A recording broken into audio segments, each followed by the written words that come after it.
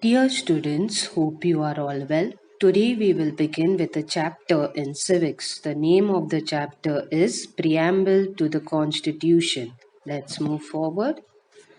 The Constitution of India is a very important document, as you all know. We learnt in the previous chapter.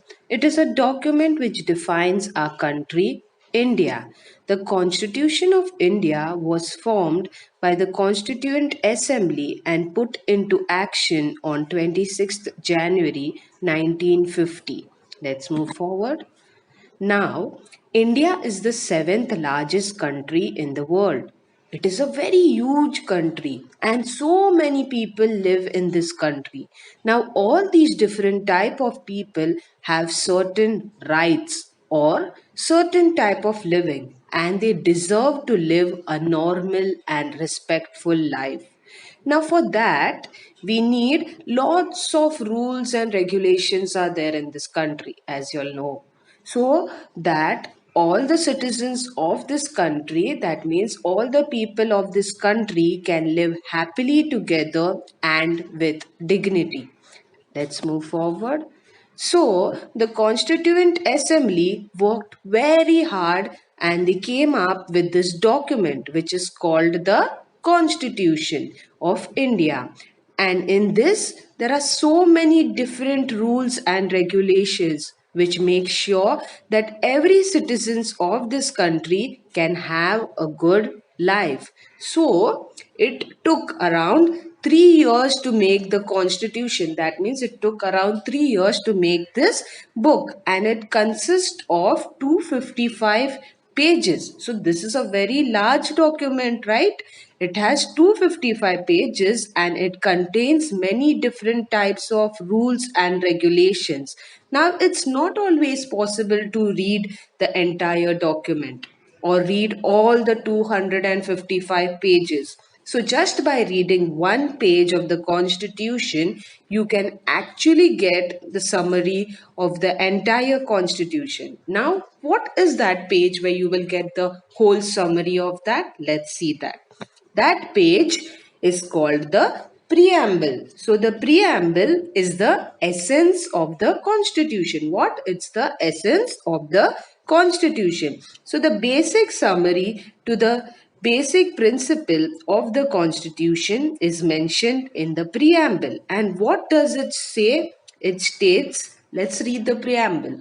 We, the people of India, having solemnly resolved to constitute India into a sovereign, socialist, secular, democratic republic and to secure to all its citizens justice, social, economic, and political, liberty of thought, expression, belief, faith, and worship, equality of status and of opportunity, and to promote among them all fraternity, assuring the dignity of the individual and the unity and integrity of the nation.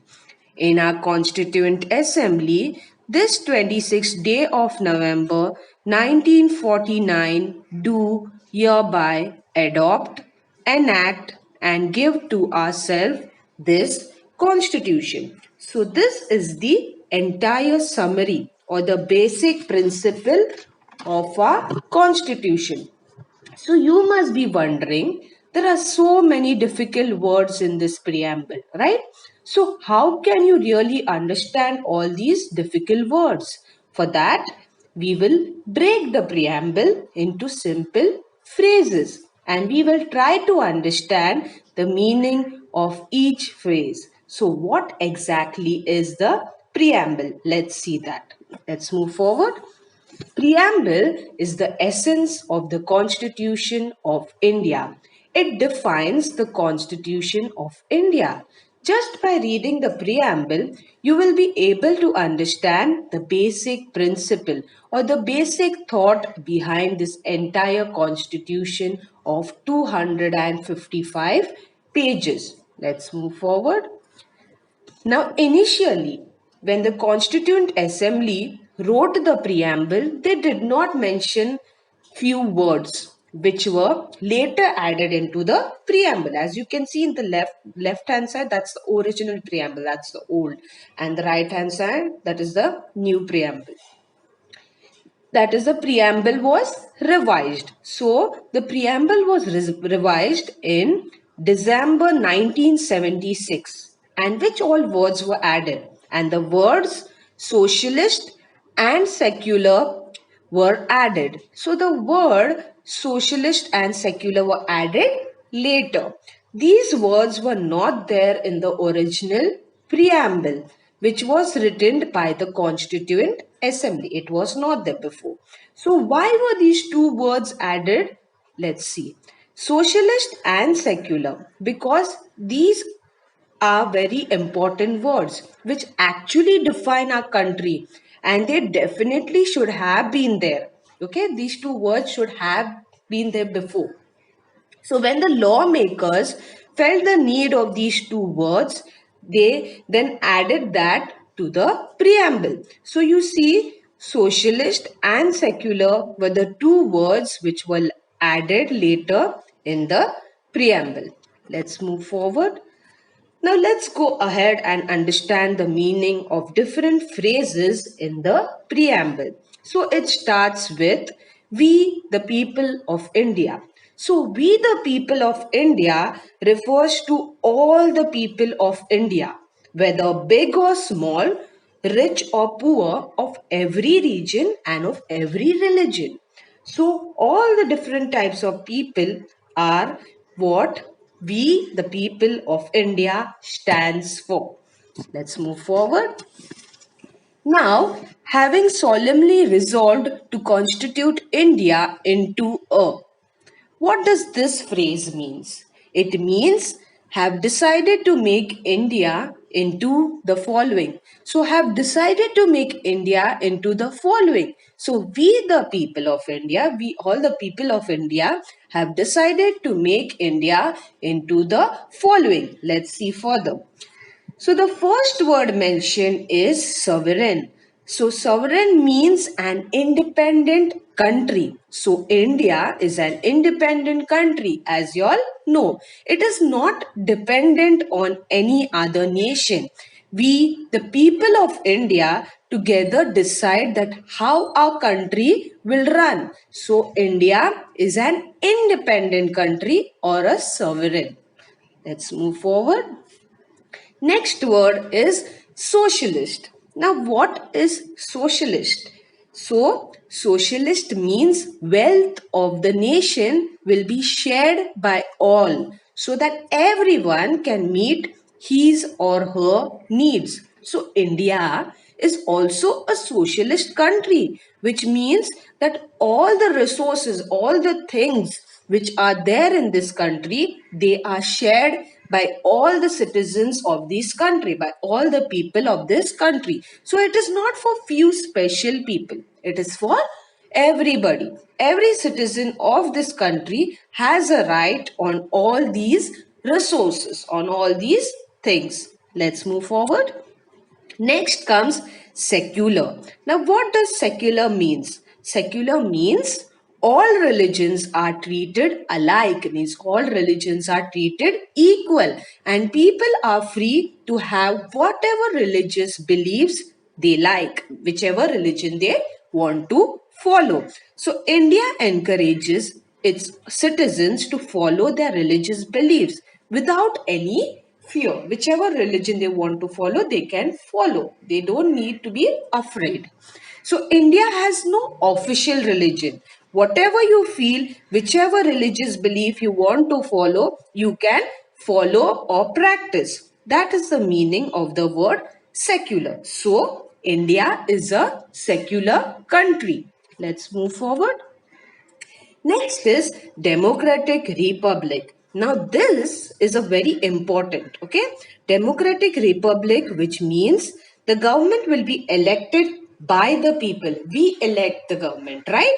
By the people, and the head will be the president and not a king or a queen. So India is a democratic republic. That means we the people of India elect our representatives. We elect the people, and they decide how the country will run or how the affairs of the country will be run. So it is basically we the people will decide who will run the country, and it's not in the hands of any king or a queen. So we are a democratic republic.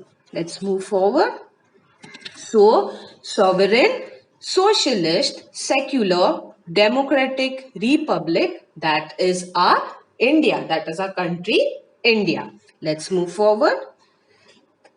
Now, apart from that, the next line says, and to secure to all its citizens, which means to make sure that all Indian citizens get what do they get? Let's see. They get justice, social, economic, and political, which means fair treatment to all the people. So, we get justice, whether it is social, economic, or political. We all get fair treatment. That is what defines our country. That means there should not be any discrimination. All should be treated equally. Let's move forward. Next is liberty. Liberty of what? Liberty of thought, expression, belief, faith, and worship, which means freedom to speak whatever you feel like, think, believe, and practice whatever they want without fear, without getting scared. This is very important. We are a democratic republic as we see, and our constitution gives us liberty of thought, expression, belief, faith, and worship. Let's move forward.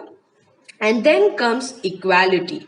Equality of status and opportunity, which means every person should have a good life without any discrimination. So, whether it is rich or poor, whether it is a man or a woman, everybody will get equal treatment without any discrimination. So, if they deserve, they will get what they need. Okay, let's move forward.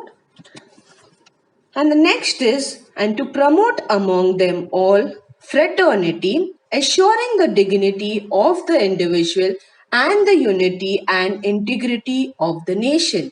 What does this phrase means? It means all Indians should live like brothers and sisters, keeping India united and unharmed. So you will see we all live together and we all live like brothers and sisters, keeping India united and unharmed. We should be together in one unity and should care about each other. Let's move forward. The next says, so this is what the preamble stands for. Preamble is the essence of our constitution. So all these different words define our country, India. So our country, India, is a sovereign, socialist, secular, democratic republic. Let's move forward. That's your homework is you have to find the answers of these questions. The first one is the preamble begins with the words dash. Second one is dash is the essence of the Constitution of India. The third one is the most important goal of our freedom struggle was to acquire dash.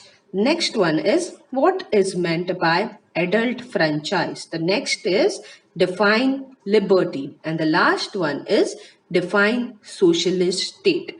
That's all for now. The chapter ends over here. We will learn the next chapter in the next video. Thank you for listening, children. Goodbye. Take care.